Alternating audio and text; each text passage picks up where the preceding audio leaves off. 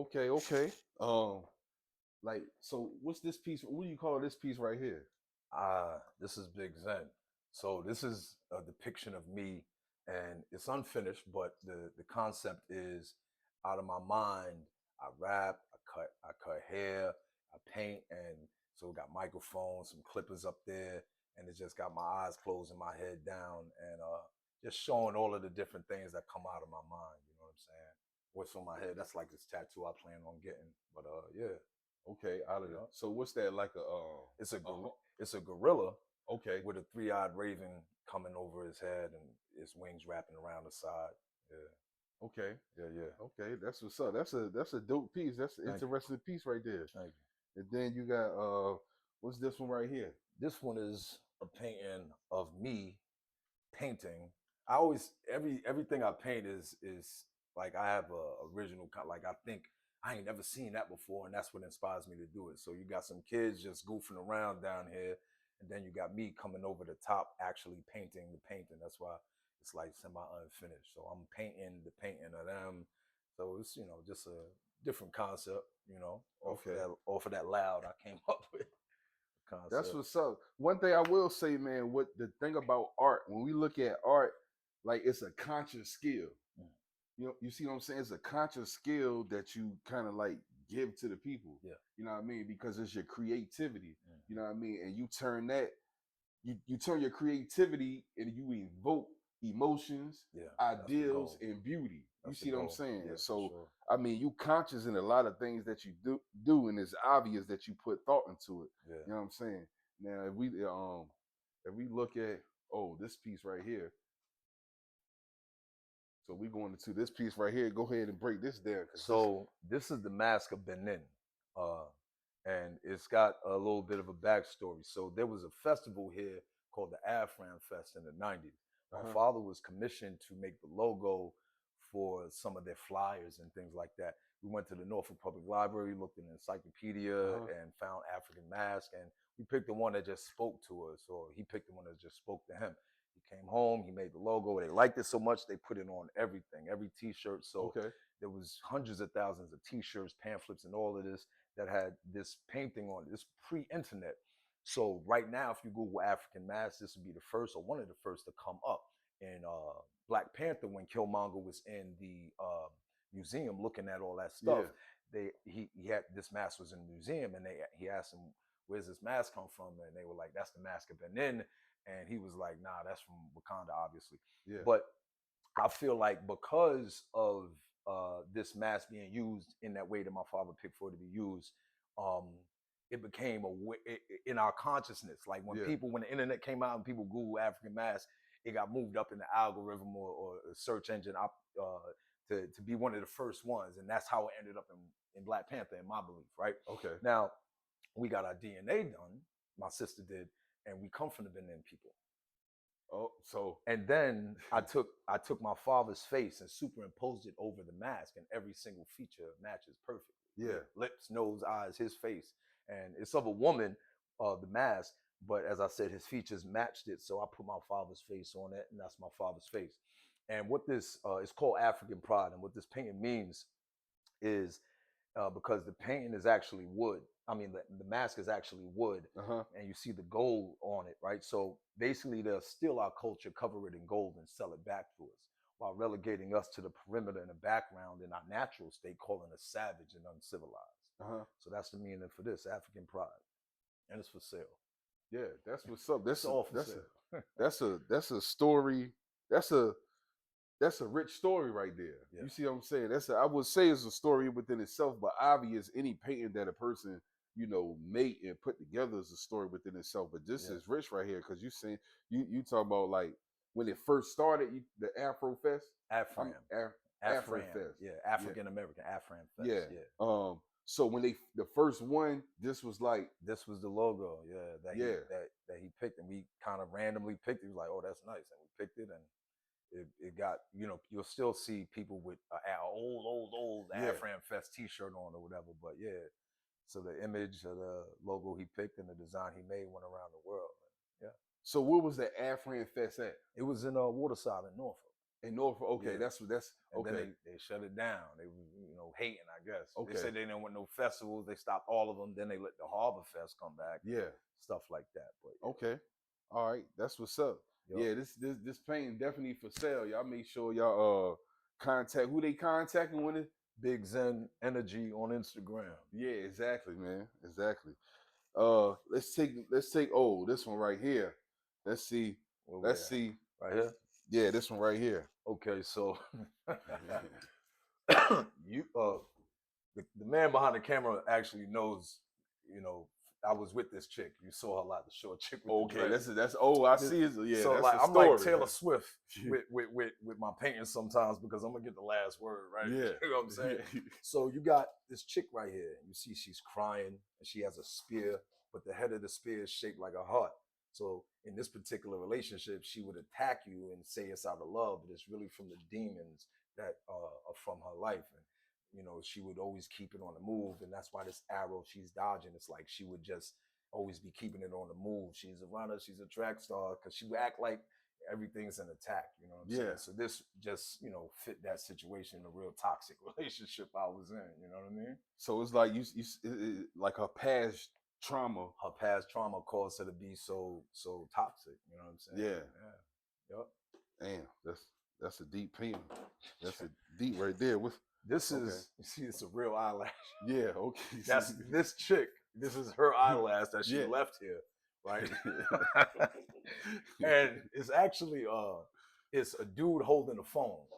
This painting is Okay, I see it now. yeah. Yeah. It's called This Is Her. So if you got you a joint and you like, bro, check this joint out, this her.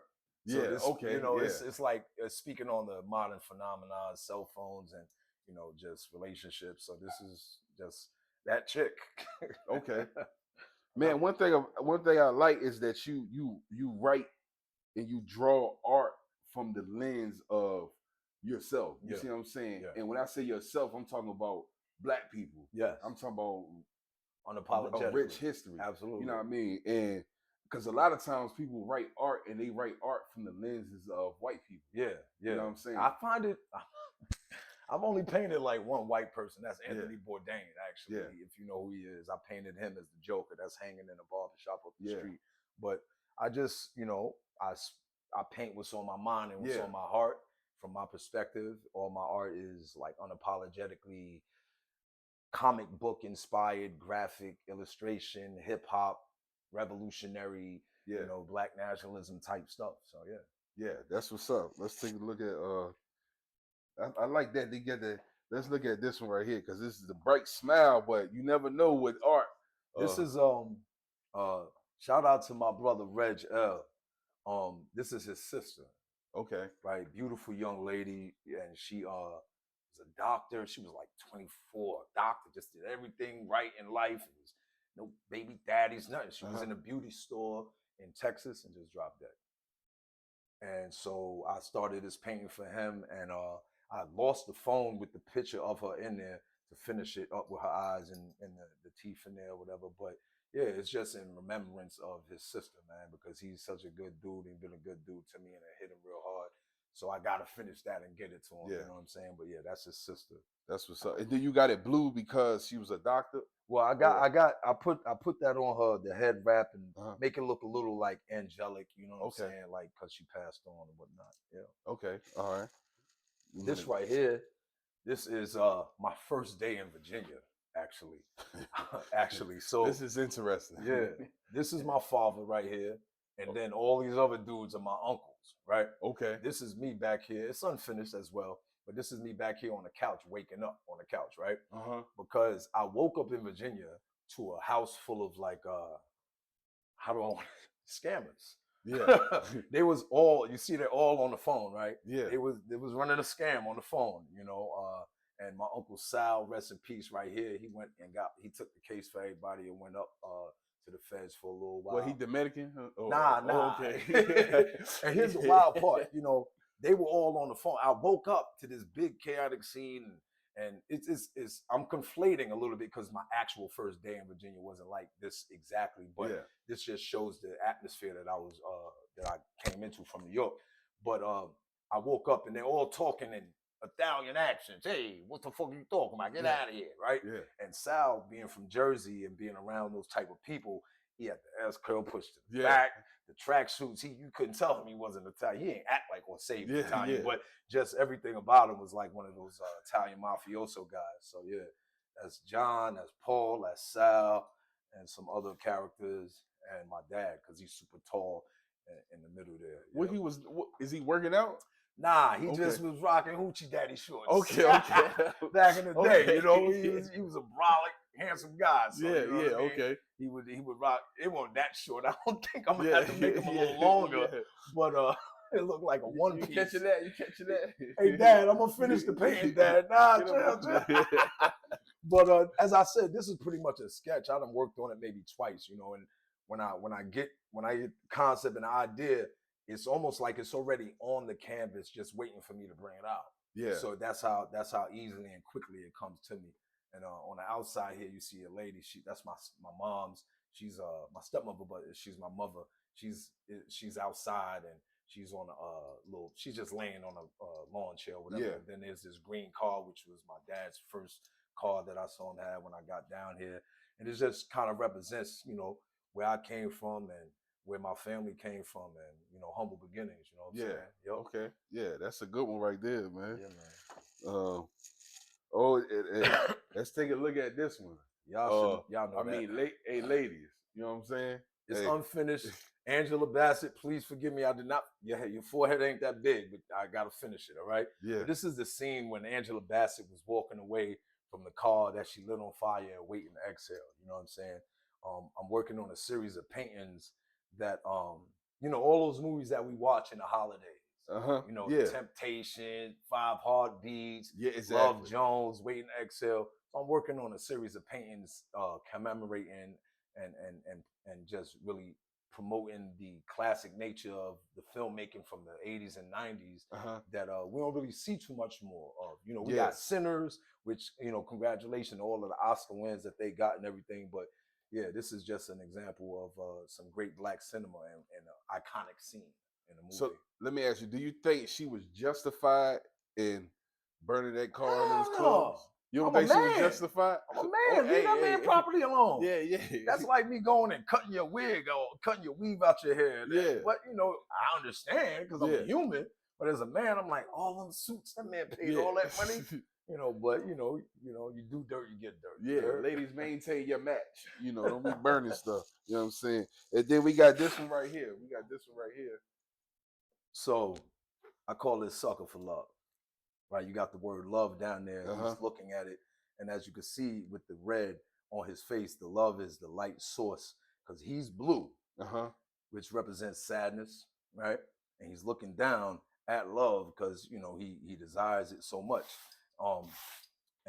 Yeah, it's called Sucker for Love, man. We all been there. You know what I'm saying? Yeah. That's what I was gonna ask. You ever think you've been a sucker for love? Man, I know I have. But I just got the vaccine. Hey. Oh, exactly. Ain't no simping. Ain't no more simping. You heard? Yeah, well, we done started something. You get a vaccine for sucker for love. Come through the seminar. We're gonna show you how to get it. For sure. All right, so this is, I'm a barber, and as you know, and I spent a lot of times in barbershops here in the beach in the past 8 years cutting hair. And shout out to my man Tony from Brooklyn. He's what you call a waver, right? These are the professional wave getting dudes. Yeah. I retired. I'll let y'all have that. I retired. So I got, it's my concept for just like a way to brand it. You know what I'm saying? Like wave caps, brushes, etc. Is WVR. Is a dude. It's like a smiley face, emoji face dude with a bunch of waves. You know what I'm saying? And he's actually standing in a whole bunch of waves, like hair waves. You know what I'm saying? It's just, you know, for the barber culture. You know what I mean? Okay, all right. That's what's up. Wave spinning, scuffed Timbs with suede in it, you know. Yeah. Okay, who we got over here? Look like this is my neighbor next door, Mr. Rich, rest in peace, and his wife Miss T, and their kids here. He passed, man. You know, me and him spent a lot of time just kicking it outside. You know what I'm saying, Mr. Rich, and I remember something like he beat leukemia, he beat COVID twice. He was 90-something years old. He knew Nicky Barnes, all these people, Mm-hmm. and every birthday he had, this whole block, the whole neighborhood would be full up with all these people coming from all around to see him, man, because he had a wonderful family and a long life and a lot of people that loved him. And he told me, man, he was like, man, I think I'm ready to go. I was like, what do you mean, Mr. Rich? Mm-hmm. He was like, man, I'm tired, man, I'm ready to go. And then he died, man. But yeah, Mr. Rich, he was a good guy, man. A lot of people loved him. So I've been working on this painting to give his widow, and so she could have it up, you know. That's what's up. That's bad piece, man. Thank you. One thing I noticed, and I believe y'all, well, I know y'all noticed too, is that it's not just like he's drawing or writing about himself. You see what I'm saying? It's about life. You got this painting over here about Mr. Rich. You got the painting that's over there about the your sister, friend. yeah. His sister passed away, Yeah. and then you got a few other paintings that's depicting life, relationships, and people outside of your your family, just loved ones and friends. And that's art. You know what I'm saying? It's looking at what's in front of you and then telling the story about it. You know what I'm saying? Because this right here, what you're doing right here is how we remain immortal. That's how we keep people alive. You see what I'm saying? That's why we still talking about your great grandfather today. Exactly. And he was on the news. Yeah.